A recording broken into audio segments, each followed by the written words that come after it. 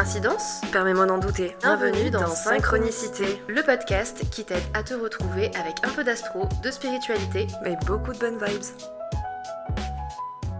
Bonjour à tous. Eh bien le bonjour. Bienvenue pour cette nouvelle série du podcast Sibalora sur les signes de Vénus, en signe et en maison. Alors là, Vénus, ça va être très important parce que Vénus, pour ceux qui ne le savent pas, ça va représenter la planète de l'amour. C'est ça, c'est vraiment notre façon d'aimer, nos besoins pour nous sentir désirés, nous sentir aimés. C'est ce qu'on va aimer dans la vie, c'est la valeur aussi qu'on se donne en fait. Ça représente pas mal de choses, c'est assez différent aussi chez l'homme et la femme. C'est vrai que chez la femme, donc c'est vraiment, ça représente nos besoins affectifs, ça représente ce dont on a besoin aussi pour se sentir valorisé. Chez l'homme, ça va aussi représenter le type de femme par qui ils sont attirés, tout simplement. Exact. Donc du coup, vraiment, on s'est intéressé à ça et on va vraiment faire signe par signe, autant chez la femme que chez l'homme. Exactement.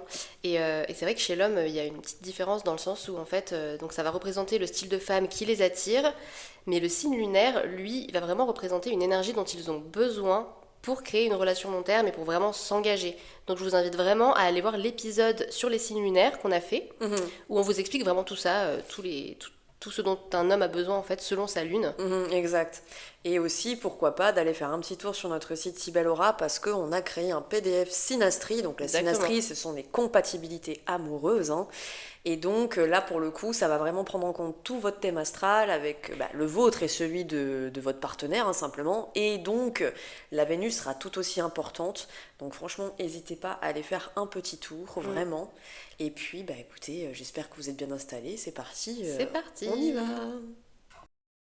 Eh bien, le bonjour pour ce tout dernier épisode sur la série de Vénus en signe. Donc là, on est à l'épisode 12 pour la Vénus en poisson, maison 12, évidemment.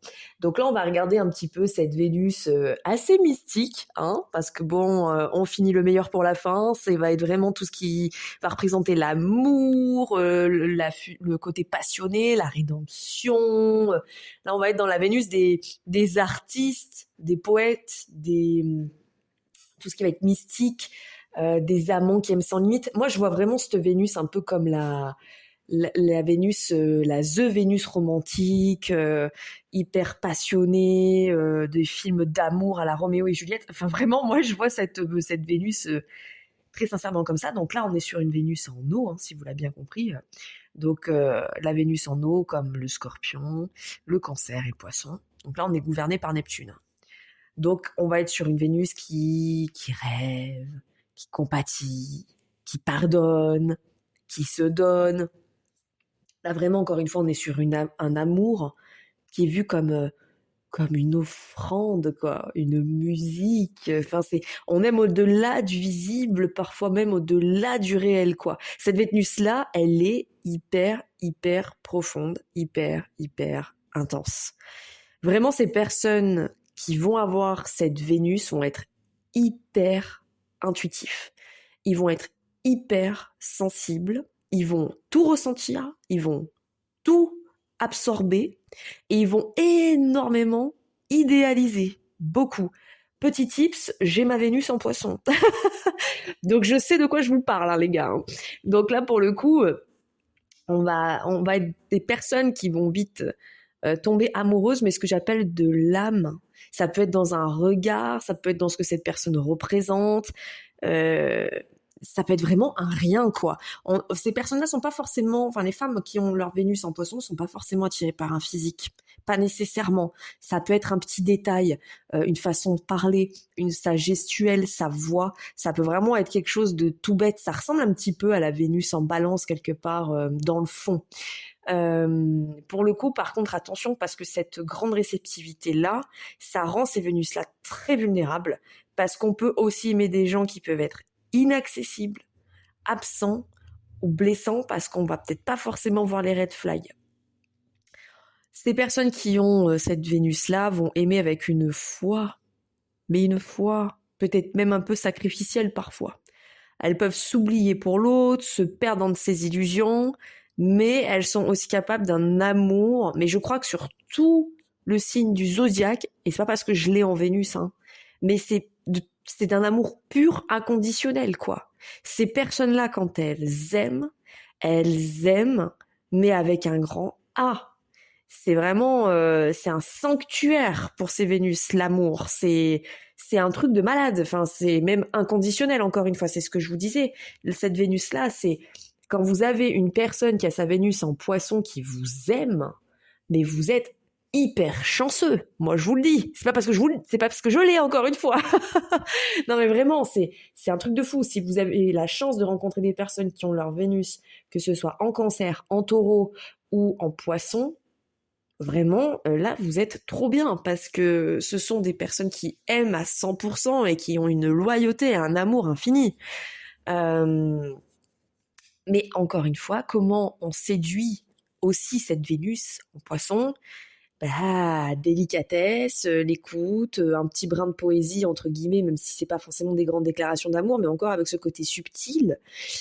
Les Vénus en Poisson vont être beaucoup attirées par les âmes blessées aussi. Les âmes blessées, les personnes qui vont être énormément dans l'utopie. Ces Vénus-là vont aimer les gestes tendres, les moments suspendus, le fait d'être connecté avec son partenaire sans forcément se parler. La complicité, alors oui, mais je dirais que c'est encore plus profond que ça. Être complice, c'est bien, mais vraiment, la Vénus en Poisson va chercher une quête d'âme et de profondeur. Vraiment ce côté où on n'a pas forcément besoin de se parler et tout est énergie, quoi. Après, les personnes qui vont avoir cette Vénus-là en Poisson, comment ça va se démarquer chez elles? Encore une fois, on va être sur des Vénus qui vont aimer l'art, la musique, l'art dans toutes ses formes, hein, la musique, l'architecture, la photo, tout ce qui touche à l'invisible, donc le mysticisme, l'ésotérique, le côté spirituel. On va aimer un petit peu les ambiances romantiques. Quand j'appelle brumeuse, c'est un peu à la Twilight, vous voyez. Et on est sur des Vénus qui peuvent avoir un véritable talent de guérison ou de créativité. Par contre, au niveau matériel, on peut être sur des Vénus qui peuvent être souvent détachées. On va préférer les expériences aux objets. Par contre, on peut être sur des Vénus qui vont mal gérer leurs finances, qui vont être trop dans le flou ou trop généreuses. Un petit peu comme ma Vénus en Verseau, vous voyez. Par contre, comment ça va se traduire chez l'homme? Pour le coup, la Vénus en Poisson chez l'homme, on est sur un homme, nous en maison 12, hein, qui va être attiré par des femmes qui vont être très sensibles, très douces, qui vont être assez mystiques, un petit peu pas là, quoi. Ils vont chercher vraiment une âme sœur, une femme qui vont les toucher, mais dans des zones assez floues, vous voyez, vraiment dans le côté, encore une fois, mystique, spirituel. Ils vont aimer des femmes qui leur échappent un petit peu au niveau émotionnel, qui vont pas forcément tout comprendre. Ça va les stimuler, ça. Par contre, les femmes qui vont être trop rigides, trop réalistes, qui vont pas s'autoriser à rêver, trop matérialistes aussi, ça, c'est pas possible pour un homme qui a sa Vénus en Poisson. Un homme qui a sa Vénus en Poisson, il veut rêver, il veut se perdre dans un regard, il va apprendre à aimer aussi ce qui est incarné. C'est hyper profond. Moi, je vous dis, hein, la Vénus en ce signe-là, c'est hyper profond, c'est hyper mystique, c'est hyper spirituel. C'est un amour qui va transcender, qui va sauver, qui va être relié encore une fois à l'invisible. On est sur une Vénus pour moi qui est magique en fait, mais qui à la fois est fragile. Très fragile, encore une fois, par rapport à ce que j'ai énoncé vis-à-vis du fait qu'on peut se perdre dans des relations assez compliquées. Mais c'est une Vénus qui demande à être vraiment honorée avec beaucoup de légèreté, d'amour et beaucoup de douceur, en fait. Après, comment ça va se traduire? Alors, c'est pas comment ça va se traduire. Je vais vous donner un exemple, en fait, de comment moi, je perçois chez l'homme et chez la femme dans des personnes un peu connues. Donc chez la femme, moi, je dirais que la Vénus qui pourrait bien... Enfin non, j'ai commencé par l'homme, pardon. Alors pourquoi tout de suite je repasse chez la femme? C'est l'homme d'abord. Alors chez l'homme, alors ça peut paraître peut-être bizarre ce que je vais dire, mais moi, étonnamment, Justin Bieber, je trouve qu'il représente bien. Parce que Justin Bieber, surtout notamment quand il était jeune, avant qu'il tombe dans les dramas et tout ça, c'était quelqu'un qui était très émotif, très vulnérable, que ce soit dans ses chansons comme dans sa vie. Quand on le voyait ado, avant qu'il, malheureusement, qu'il tombe dans la détresse de ses illusions. Hein. Mais il le représente bien, je trouve. Il a été... il est très émotif, très sensible, des chansons pour lui qui avaient du sens, qui étaient un peu de love to love, quoi. Après, bon, malheureusement, il est tombé dans ses illusions. Il est tombé dans des addictions aussi parce qu'il s'est fait avoir par le business et qu'il a été attiré par des gens complètement... c'est ce que je disais, hein, c'est une Vénus qui est fragile, donc on peut être influencé facilement. C'est quelqu'un qui va beaucoup parler de pardon, de foi aussi, pour le coup. Et c'est quelqu'un qui, dans ses relations sentimentales, a traversé énormément de relations compliquées, idéalisées. Notamment avec, comment elle s'appelle, Selena Gomez. Avant de se stabiliser avec Hailey Bieber, et bah pour le coup, avec Selena Gomez, ça a été très compliqué, quoi, parce que ça a été des relations très intenses, avec beaucoup d'idéalisation, d'illusions, et qui a eu aussi ce côté un petit peu de dimension quelque part spirituelle avec cette femme-là. Si je devais dire une femme qui pourrait bien représenter la Vénus en poisson, je dirais Lady Gaga. Lady Gaga, pourquoi ? Parce qu'elle est très artistique. Et pour moi, Lady Gaga, elle a vraiment ce côté où elle fusionne avec sa musique. Elle a énormément ce côté performance, émotionnel. Elle a aussi fait beaucoup de théâtre, de musique. Elle a même fait, je crois qu'elle a même fait un film également. Donc très touchée par ce qui est engagé, artistique, très empathique. Elle va énormément aussi, je crois qu'elle milite énormément pour la santé mentale, les droits LGBT, etc. Donc, beaucoup dans le social et dans le côté non-jugement, vous voyez ? Mais elle a aussi un style bien à elle.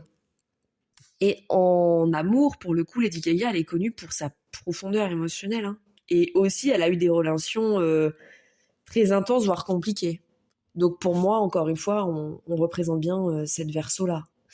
Un autre homme qui aurait pu bien représenter également le côté Vénus en poisson. Alors, je l'ai pas cité en tout premier parce que peut-être qu'il est un peu moins connu pour certains, mais Kurt Cobain. Kurt Cobain, là pour le coup, lui, il incarne à la perfection aussi la Vénus en poisson, cet homme-là. Ultra sensible, écorché vif, il exprimait vraiment ses émotions à travers une musique qui était vraiment, mais... très lourde, et il avait une vision romantique et tragique de l'amour, hein, ce gars-là. Hein. Il était très connecté aussi au mystique, et il avait aussi une énorme compassion pour les gens un peu oubliés ou marginaux, hein, hors des sentiers battus. Et c'est ça aussi la Vénus en poisson, c'est un peu le sauveur du monde, quoi. C'est un peu touché par tous les domaines divers et variés de l'être humain en général. Enfin voilà, en tout cas, j'espère que cette longue série des 12 signes astro de Vénus en signe vous aura plu, que ça vous a permis de vraiment en apprendre plus, que ce soit sur votre Vénus à vous, que ce soit même sur la Vénus de vos proches. Et puis écoutez, on se retrouve très prochainement avec Mélodie pour vous proposer d'autres contenus divers et variés. Je vous embrasse et je vous dis à très vite.